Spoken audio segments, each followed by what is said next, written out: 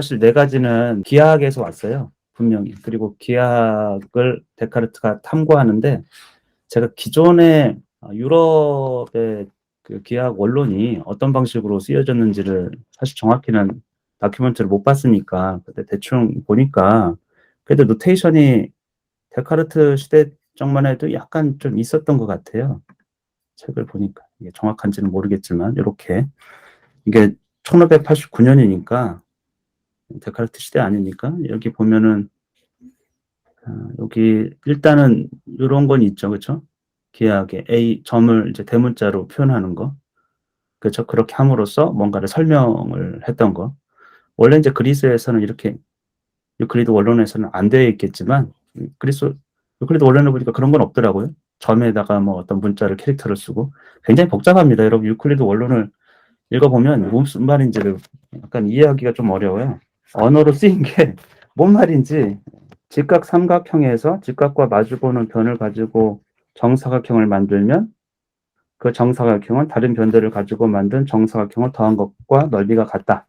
이게 이제 피타고라스 정리예요. 좀 복잡해 보이죠? 약간. 근데 이런 게 많아요. 비례식 이런 거 하면은 도대체 무슨 말인지 이거를 간단한 표기, 데카르트의 아주 탁월성이거든요. 기하하고 대수에서 장점을 했던 게 그런, 그래서 전체를 보려고 하면 간단한 표현 방법과 또 데카르트가 얘기한 선, 가장 간단한 게 선이기 때문에 선으로 많은 현상들을, 수학적 사실들도 설명을 했고 어쨌건 문제를 단순화시켜야 된다는 거예요. 명징성 있는 그런 걸로 돌아가서 거기서부터 시작할 수 있어야 복잡한 문제를 풀 수 있다라는 거거든요. 그래서 하여튼 그런 것들이 이따가 시간이 되면 제가 좀 소개를 해보고요. 데카르트를 상상해 보는 것도 괜찮습니다. 우리가 어떤 롤 모델을 나중에 바꿔도 돼요. 인생이 평생 데카르트랑 사는 건 아니고 이 시점에 데카르트가 어떻게 생각했을까. 사실 천재를 내 마음에 품고 있는 거는 부작용 없어요, 사실은. 데카르트가 이렇게 자기 확신이 있고 확고하게 가지 않습니까? 그러니까 뜬금없는 얘기예요. 여러분 자녀가 진리를 탐구하겠다고 가면 이게 무슨 소리야. 이러지 않겠습니까? 데카르트는 애초에 보편 진리에 대한 학문 체계, 하나도 하기 힘든데 그러면 이 사람이 뭐 원래 타고난 천재인가 아니면 주변 환경과 그런 게 있냐. 타고난 그 모든 인간은 다 두 가지가 섞여 있어요. 너무 단순화시킬 수는 없어요. 사람의 삶이나 현상에 대해서는. 그러니까 단순화시키면 뭐 다른 걸 못 보는 측면이 없잖아. 있고 진실은 아니고 그냥 우리가 이해를 조금 돕기 사는 것뿐이니까. 제가 볼 때는 시대와 또 환경이 엄청 큰 영향을 줘요. 사람들은 그냥 단편적으로 뭔가 탁월해 있으니까 이게 이 사람이 원래 날 때부터 탁월했나 그런 건 아니거든요. 한 사람은 수없이 많은 세월, 그러니까 그거를 경험하고 이 자리에 온 거예요. 생명을 딱 보면은 여기 제 앞에도 1년이면 이제 아카시아 나무가 굉장히 많은데 아카시아 나무의 이제 씨가 씨앗이 하나 그 꽈리처럼 이렇게 하나 되는데 그 씨앗이 한 나무에서 가지마다 막 엄청 열리니까 몇천 배는 나오겠죠? 나무 하나에서. 근데 그 중에서 싹을 틔우는 거는 아주 소수예요. 그 매년 그러고 있는데 여기서 한 10년 동안 거기서 땅속에 떨어진 씨앗은 뭐 수조 개가 되겠죠. 근데 나오는 개체는 뻔합니다. 가만히 들여다보면 그 씨앗마다 어떤 타고난 본질적인 차이가 엄청 클까? 저는 거의 비슷하다고 생각해요. 어디에 떨어지느냐 문제지. 뉴턴이 조선시대 노비로 태어났으면 그런 재능 갖고 뭐 죽었다 깨어나도 욕을 엄청 먹었을 거예요. 왜냐하면 농사 같은 거 못했으니까. 재능을 발현할 그게 전혀 없죠. 그래서 저는 사람은 수도 없이 많은 환경과 그런 세월을 살아가는 거죠. 우리가 이제 지금 보는 자연 환경도 그냥 있는 게 아니고 수억 년에 걸쳐가지고 있었던 거라는 거죠, 사실은. 우리는 그냥 단편적인 걸 딱 보니까 자꾸 그런 판단을 하는 거 아닌가 싶어요. 데카르트가 이제 워낙에 부유한 환경에다가 시대가 막 균열을 이루고 있어가지고 좀 자유로운 그런 게 됐죠. 아마 몇백 년 전에 태어났으면 없어요, 이 사람. 제가 볼 때는 성향도 그렇고. 그리고 자기 결단. 어떤 계기로 주변 환경이 연쇄적으로 영향을 줘서 목표를 세웠기 때문에 그 길을 간 거죠. 여유가 있다고 해도 성공의 판별 기준이 뭡니까? 목적이 있어야 성공 여부를 판단할 수가 있어요. 데카르트가 자기 스스로 성공했다고 얘기하는 거는 내 목적을 달성한 거거든요. 근데 이제 대개 사람은 그게 없는 거고. 하여튼 그런 것들을 자기가 세팅하고 뭐 하려고 했던 여러 가지가 있었을 텐데 저는 이 사람이 가지고 있는 유전적인 어떤 거는 사실 인간 보편 같은 종에서는 그렇게 큰 차이는 없다라는 거죠. IQ가 뭐 140과 뭐 120이 엄청 좀 뭐 이런 간격이 있느냐 그렇지는 않고 우리 시대는 데카르트보다 우리가 더 여유가 있어요. 그 시대는 뭐 하나 이동하려고 하면 얼마나 오래 걸립니까? 이 시간이라는 걸 보면. 근데 매여 있질 않은 거지. 데카르트는 평생에 이 직업이 없는 거죠. 사실 자기 하고 싶은 일을 하는 거니까. 그러니까 우리가 지금 보면 이제 실직자고. 근데 인류에 사실 족적을 남기고 업적을 남긴 사람 다 그런 사람이에요. 직업 세계에 구체적으로 자기 삶을 많이 보내면 할 수가 없어요. 뭘 다른 걸. 독창적인 거 이거 전혀 안 돼. 단테 이런 사람도 엄청 최고위직까지 올라간 사람이거든요. 정치적으로는 피렌체에서 쫓겨나니까 할 일이 없잖아요. 그러니까 그런 작품 쓰는 거예요, 이게. 그래서 제가 이제 뭐 이렇게 뭘 하려고 할 때 그런 주변 환경 같은 거를 조금 조성하면 훨씬 더 목표에 다다를 가능성이 있고 목표라는 거를 조금 만들어 놓으면 그러니까 목표가 아예 없으니까 삶에 뭐 하여튼 작은 거라도 그러니까 뭐 성공 여부가 없어요. 자기 판단을 안 해. 그냥 실패고 뭐 그냥 뭐 자기 합리화를 시키는 거니까 그러지 않는가 싶고요. 데카르트는 인간 지성이 세상을 인식할 수 있다고 생각해요. 우리가 인식할 수 있는 대상이 세상에 존재한다고 생각해요. 그리고 그 인식할 수 있는 능력이 인간에게 있다. 신이 우리에게 그런 걸 주었다. 이성이라는 거를. 뭐 신적인 거, 이성으로 파악할 수 없는 거는 몰라도 자연 세계, 우리에게 주어진 이 실제 세계는 이성을 통해서 다 파악할 수 있다. 그리고 그 방법이 있다. 이게 이제 기하학에서 본 것처럼 아주 기본에서 시작해서 아주 단순한 명징적인 것에서 시작해가지고 연쇄라는 거예요. 연역이라는 게 하나의 어떤 진실을 알면 그것을 토대로 다른 것들을 유추해내고 다른 것들을 유추해내고 증명해가면서 아주 먼 것까지 가는 방식이거든요. 인간이 발견하지 못할 정도로 숨겨진 것은 아무것도 없다. 이런 이제 선언을 한 거예요. 그건 데카르트가 아마도 이 방법을 쓰면서 확신했던 것 같은데 그 얘기를 조금 하고 나머지를 추가 질문이 있을 수도 있으니까 예를 들면 제가 사례를 좀 들어볼게요. 이 유클리드 원론 이제 1권에 보면 맨 마지막이 거의 이제 피타고라스 정리예요. 여기 이제 C라고 하고 여기 A라고 하고 B라고 하고 요 표현도 이제 데카르트가 만든 겁니다. 이게 이거를 이런 표현을 만들지 않으면 이 현상을 한 번에 파악해가지고 기억하면서 뭔가를 다음 단계로 진전시키기가 너무 어려워요. 기하를 이제 대수적으로 표현하는 게 이제 데카르트인데 근데 이거를 데카르트는 그런 거예요. 이게 사람들이 경험칙상으로 참이라고 하면 그 믿어야 되는가? 학교에서 이거는 그냥 법칙이야. 증명된 법칙이야. 그러면 이제 이걸 참이라고 인식해야 되는가? 이런 문제거든요. 데카르트는 첫 번째 원칙은 내가 명증하게 참이라고 인식하지 않는 어떠한 것도 결코 참으로 받아들이지 않는. 이건 명증적이지가 않아요. 우리가 딱 봐가지고 논란의 여지 없이 참으로 인식해야 하거든요. 즉각적으로 참으로 인식해야 되는 거거든요. 근데 이거는 너무 복잡하잖아요. 이런 것을 그냥 바로 참이라고 누가 참이라고 했기 때문에 받아들이지 않는다라는 거예요. 예를 들면 여기서 보면은 이제 명증적으로 참인 것으로부터 시작하는 거거든요. 그게 어떤 거냐면 유클리드 원론의 공리와 공준이에요. 제가 공리와 공준이 뭔지 읽어드릴게요. 이 수학자들이 이런 체계를 만든 거예요. 그러니까 명증적으로 참인 것으로 시작하는 거예요. 이건 의심의 여지, 반박의 여지가 없는 사실. 예를 들면 기하학에서 공주는 어떤 점에서 다른 점으로 직선을 그을 수 있다. 또는 모든 점에서 모든 점으로 직선을 그을 수 있다. 이거 의심 안 된다라는 거지. 그렇지 않습니까? 이걸 의심하면 기하학이 토대가 안 되는데 진짜 이게 의심스러운가? 직선을 그을 수 없는가? 그럼 이걸 또 철학적으로 많이 논의를 해요. 이게 이제 예를 들면 뭐 아리스토텔레스 같은 경우에도 이거를 그릴 수 없다고 생각하는 사람 바보다. 왜냐하면 우리가 이건 머릿속으로 그릴 수 있다라는 거예요. 어떤 사람이 직선? 그럼 직선이 무엇이야? 여기서 이제 직선이 무엇이야? 이런 정의를 다 내립니다, 미리. 선이 무엇이야? 선의 종류, 직선이 무엇이야? 그런데 이게 이제 직선은 이제 폭이 없잖아요. 이게 그리는 순간 폭이 생기잖아요. 우리 눈으로. 폭이 없는 선이 존재하는가? 길이만, 감각이. 근데 그런 건 아니고, 이게 별자리, 여기서부터 여기까지 우리가 반트타이 그어봐, 직선을 그어봐, 이런 관념이 우리에게 존재한다라는 거예요. 이해되시죠? 그래서 사실은 이게 이 데카르트 책에도 보면은 그래서 존재하는 것은 플라톤이 얘기했던 것처럼 이데아라는 거예요. 현상에 존재하는 거는 진짜 존재하는지 여부를 우리가 확실할 수가 없다. 뭐 금방 바뀌고 다 이전 것이 아니지 않습니까? 부르는 순간 세상 만물은 그냥 다 변화 생성하기 때문에 본질적으로 동일한 건 없어요. 우리가 말을 그렇게 부르는 것 뿐이지 어제와 다른 나거든. 예를 들면 개념, 어떤 관념은 존재하는가 물어보면 여러분이 존재한다고 대답할 거예요. 100이면 100사야. 사람이 존재해? 이렇게 물어보면 존재한다고 하죠. 그렇지 않습니까? 사람이 존재한다. 근데 그 사람은 관념적인 거예요. 왜냐하면 개별자는 존재해도 여기 보시면 여기 원준이가 존재해도 사람이 존재하는 거는 사람은 사람이 만든 관념과 개념이라는 거예요. 개별자의 공통적 속성을 가지고 그렇게 이름을 붙인 거잖아요. 명명을 한 거잖아요. 그러면 삼각형이 존재하는가? 3이라는 수가 존재하는가? 5라는 수가 존재하는가? 존재한다고 하겠죠. 그렇죠? 어디에? 우리 관념 속에. 아무튼 공리라는 거는 어떤 것들이 어떤 것과 서로 같다면 그 둘도 서로 같다. 말이 좀 애매하긴 한데 요거를 이제 그래서 이제 기하학의 수학이 발전한 게 심볼을 쓰는 거예요. 이렇게 말로 하면 엄청 헷갈립니다. A와 B가 어떤 것 둘이 어떤 것과 서로 같다. 서로 어떤 것과 예를 들면 C하고 이렇게 같다고 한 거예요. 어떤 것 둘이 어떤 것과 서로 같다. 그러면 A하고 B도 이제 같다 이런 거거든요. 이거는 이걸 증명해봐 이런 게 아니고 이건 참으로 인식하자는 거예요. A가 C하고 같고 B도 C하고 같아. 그러면 A하고 B를 비교하지 않아도 우리는 같다라는 거를 명징적으로 안다라는 거예요. 그렇죠, 여러분? C가 이제 중간에 매개를 하는 거지 않습니까? C가 A하고 같고 B하고도 같으니까. 이런 것들, 그러니까 명증적으로 참여라는 게 이런 것들이에요. 의심의 여지가 전혀 없는 거예요. 기하학적인 거 5가지, 그리고 상식적인 거 5가지를 토대로 해가지고 그 체계를 세웠어요. 그럼 여러분이 이 복잡한 거를 처음에는 참여라고 인식을 하지 않아야 되겠죠, 당연히. 명증적으로 참여 아니기 때문에. 첫 번째 원칙은.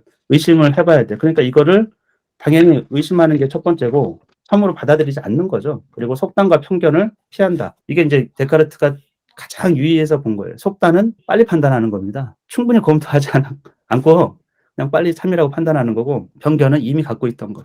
이 두 가지를 아주 경계를 하는데, 그래서 하여튼 내가 의심할 어떤 동기도 갖고 있지 않은 명석판명하게 내 정신에 다가오는 것 외에는 판단하지 않는 거예요. 그럼 검토를 해야 되는 거고, 참으로 인식을 하는 거. 두 번째, 그러면 어떻게 할 거냐? 그러면은 이거를 쪼개야 돼요. 가능한 작은 부분들로. 우리가 어떤 사태를 인식하는데, 생각한다라는 어떤 행위의 아주 핵심입니다. 수학을 푼다는 건 다 그와 같아요. 문제를 쪼개야 돼. 뭉뚱그려져 있어. 그러면 쪼개야 돼. 그러면 우리가 이렇게 보면은 이게 이제 직각삼각형이잖아요. 그리고 이 변들의 관계란 말이죠. 근데 변들을 여기 기하학에서 보면은 정사각형. 이렇게 해가지고 이제 이 정사각형이 이걸로 정사각형을 만들었을 때 변의 관계가 그렇다라는 거거든요. 여기 학교 때 배웠지만, 그러면 이제 유클리드 원론은 1권에 걸쳐가지고 얘가 지금 증명되는 데까지 어마어마한 연쇄적인 증명들이 있어요. 47번이거든요. 얘가 47번째 명제입니다. 그 앞에 정의가 20 몇 개가 있고 공리가 또 있어요. 그것을 통해 가지고 47번째 연쇄를 통해 가지고 이 증명이 나온 거예요. 그러면 이것을 하기 위해서 당연히 직각은 무엇이고 삼각형은 무엇이고, 이게 두 개 연합된 직각삼각형은 무엇이고, 정사각형은 무엇이고, 그럼 각이란 무엇이고, 삼각형에서 그럼 변이란 무엇이고, 직선으로 둘러싸인 어쩌고저쩌고 하겠죠. 직선이란 무엇이고, 이걸 다 다뤄야 돼요. 이 성질을 쪼개가지고. 그리고 그 순서에 맞게끔 하나씩 증명해야 돼요. 그게 이제 유클리드 원론에 나온 방식이에요. 이거는 뭐 대충 아셨을 테니까. 예를 들면 우리 학교에서는 증명은 안 하고 이렇게 베이스하고 하이트가 같다라는 거잖아요. 그렇죠? 그럼 삼각형하고 이제 이 직사각형은 넓이가 이제 2배 차이 난다. 이런 전 단계예요, 이게. 그러면 이거 삼각형의 넓이를 위해서 평행사변형 성질을 다뤄야 되고, 또 이게 평행이 무엇인지를 다뤄야 되고, 합동이 무엇인지를 다뤄야 되고, 수없이 많은 이전 단계들이 존재해요. 그러니까 이 인식에 이르기까지는. 이게 이제 47번째이기 때문에 47단계를 거쳐가지고 피타고라스에 정리해 온 거예요. 근데 그 매 단계가 엄청 탁월합니다. 의심의 여지가 없는 체계를 만들어 간 거예요. 명증적인 거, 처음부터 아주 확고한 내가 의심의 여지 없는 것으로 시작해가지고, 하여튼 자연현상이든 뭐든 우리가 경험하는 건 복잡한 세계이기 때문에 쪼개야 돼. 쪼갠다라는 거는, 쪼개는 건 목적은 인식을 명확하게 하기 위해서이기 때문에 순서를 세우는 거예요. 그 연쇄, 그것에 따라가지고 참인 인식으로 가는 거죠. 그리고 마지막으로는 여기서도 보면 열거, 또 이뉴머레이트라고 하는데 빠진 게 없는지를 계속 보는 거예요.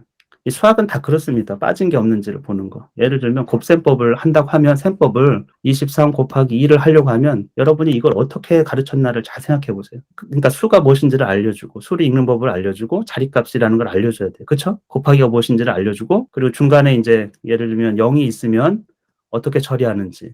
그러니까 예외적인 거 하나 없이. 그러니까 완결성 있게 어떤 개념을 확립하려고 하면, 나눗셈도 마찬가지지만 모든 것들을 검토를 해가지고 예외적인 거 포함해서 빠지는 게 없어야 돼요. 어떤 개념을 획득하기 위해서는 이 순서가 엄청 중요하다는 거예요. 한 번에 그냥 알아 이런 게 아니라는 거예요. 수학은 그런데 수학자들이 이미 그런 방식을 썼는데, 그러면 왜 다른 거는 그렇게 안 하는가? 그거를 이제 갈릴레오나 이런 사람들이 자연현상에 대해서 그렇게 파악을 한 거예요. 사고방식 자체가 이제 수학을 이용하기 시작하고, 사고는 아주 단순한 것에부터 이제 사고 실험 같은 걸 하는 것이죠. 가정을 세우고 아주 단순한 거. 예를 들면 뭐 무게가 서로 다른 물체를 동시에 떨어뜨리면 아리스토텔레스는 무거운 게 먼저 떨어지고 가벼운 게 나중에 떨어진다고 했는데, 갈릴레오가 실험을 해서 알았을까요? 절대 그럴 수가 없어요. 실험하면 다르기 때문에. 그리고 실험한 결과로 확실하게 알 수 있습니다. 떨어뜨리는 순간에 조금 다를 수도 있고, 그리고 공기 저항이라는 게 있기 때문에 당연히 단순한 것에서 시작해서 사고 실험을 한 거거든요. 저항이 없다라는 거. 아주 단순한 상태에서. 그렇게 시작해 가지고 이제 수학적으로 이제 자연현상들을 파악하기 시작하는데 이게 수학의 어프로치의 본질이에요. 문제를 학생들에게 "생각을 해 봐." 이 얘기는 쪼개서 연쇄를 만드는 거예요. 그러니까 각 단계도 명확해야 됩니다. 명확하게 증명이 되어서 확실하게 이제 그다음 단계들은 이제 계속 밟아 나가는 것이죠. 사실은 수학하고는 좀 다르지 않습니까, 삶은? 수학은 딱 확실한 것만 대상으로 또 해요. 회사에서 기획안을 내야 돼. 예를 들면 뭐 마케팅을 하라고 해. 당연히 분석은 쪼개서 해야 됩니다. 타겟도 쪼개 봐야 되고 메시지도 쪼개 봐야 되고 뭐 모든 것들을 다 쪼개 가지고 연결을 또 시켜야 되겠죠. 연결을 시키고 또 빠진 게 있는지 어떤 예외상이 있는지 검토는 다 해 봐야 되겠죠. 쪼갠다는 건 분석이에요. 하여튼 그런 분석적인 어떤 거를 하지 않고서 그리고 또 그것의 연결고리가 확실성 있게 가지 않고서는 흐르게 판단하는 거죠. 또는 선입견에 의해 가지고 뭐 그냥 된다고 이렇게 생각하는 여러 사람 다수에 의해 가지고 한다거나. 데카르트가 단순한 것 그것도 선들을 가정해야 된다. 선을 가정해 가지고 여기 39 쪽에 보면은 밑에서 네 번째 이게 데카르트가 또 탁월한 점이었어요. 가장 단순한 것 그것을 선을 가정하고 그것보다 더 단순한 것을 자기가 찾지 못했다고 돼 있어요. 제가 한번 예를 들어 드릴게요. 수학 문제로 여러분이 어떻게 푸는지. 초등학교 문제예요. 남학생하고 여학생이 합해서 60 명이에요. 근데 남자 대 여자의 비가 3대 1이에요. 그럼 남자는 몇 명이고 여자는 몇 명입니까? 한번 생각해 보세요. 데카르트는 거의 모든 것들을 선으로 통해 가지고 크기를 나타내는 가장 단순한 게 선이기 때문에 이렇게 인제 데카르트의 방법을 쓰면은 선으로 표현하는 거예요. 크기와 양을 60 명. 그렇죠? 여러분이 3대 1이라고 하면 전체를 4등분하는 거고 여기가 3 이고 여기가 1 이고 그렇지 않습니까? 그러면 요 한 등분이 60을 4로 나눈 거잖아요. 그러면은 예를 들면 남자는 그중에 3 개야. 그러니까 이거 곱하기 3 이고 여자는 60을 4로 나눈 거 곱하기 1 이죠. 그쵸? 그러면 이게 약분 이게 되나? 60? 4 1은 4 20 4 5 20 15 명이네. 그쵸? 이거는 이제 3배가 되고. 수학을 하면은 단순화시키는 작업, 선을 통해 가지고 크기를 단순화시키고 그들의 관계를 파악하는 것. 그러니까 이건 데카르트가 수학뿐만 아니고 많은 것에서 여러분이 뉴턴의 책도 보면 다 선으로, 선의 관계로 그러니까 벡터 같은 것도 다 똑같은 거예요. 아주 단순화시키는 거예요. 여기로 가는 힘과 여기로 가는 힘을 선으로 표현하는 거예요. 여기 인제 물이 막 이렇게 흘러가고 배는 이쪽으로 가려고 하면 배가 방향은 어디로 가는가. 뭐 그럼 이쪽으로 간다는 거 아닙니까? 이게 인제 다 데카르트의 어떻게 보면 유산이고 우리가 어떤 현상에 대해서 확실하고 명징적이고 클리어하게 인식할 수 있는 그런 방법 체계를 보편적으로 만든 거예요. 그래서 요거를 데카르트는 이제 기하학이나 수학에 뿐만 아니고 모든 것에서 여기서도 보면은 그 유용성이 하여튼 다른 학문 체계로 다 갈 수 있다고 생각했어요, 데카르트. 특수학문들이 있는데 이 특수학문은 이제 예를 들면 천문학이라든지 물리학이라든지 뭐 다른 학문들이 있잖아요.